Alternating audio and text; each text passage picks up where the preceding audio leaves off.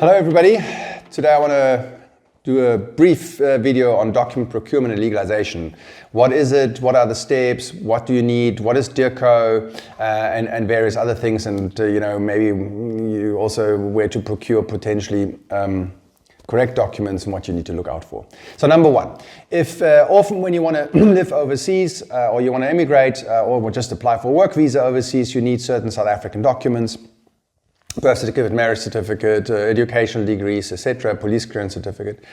And there is a lot of, on the internet, a lot of companies offering such services. If somebody promises you to procure certain documents in 2 or 3 days, then you should be quite wary, okay? So we have a lot of clients walking in here, paying large fees, 8, 9, 10,000 Rand, to providers who then disappear, or, and that's, I think, even worse, well, not even worse, but as bad, procure documents which are actually fraudulent. So they miss watermarks, or they're not on the official database, or they're just made up. So you need to be really, really careful and engage with the proper company, maybe with the office address and repetitive business and maybe Google reviews, etc., etc. So just do your homework and don't fall into the trap of being rushed and overpromised. Okay, if you're obviously ethically inclined to do business, anybody who promises you to get documents in a week, most likely there is corruption involved. So just be careful of that a little bit, okay?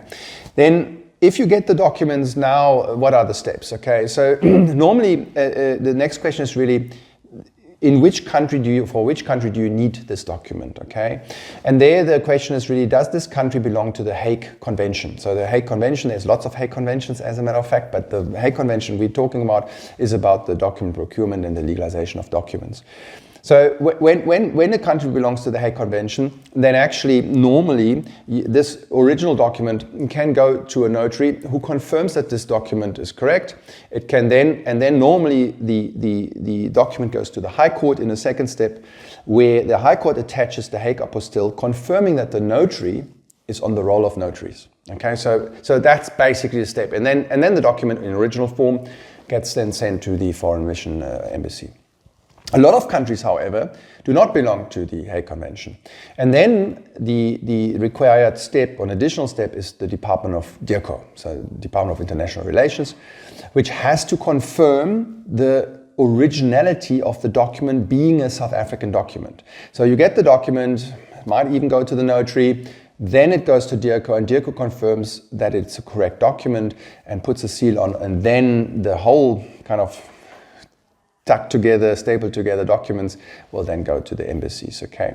Translations sometimes need to be attached as well, so just be careful of that. Obviously, English is not always the country in your destination country, so just watch out for that, but these are usually the steps. So Hague Convention, then normally no DIRCO. If no Hague Convention, then you need DIRCO as well.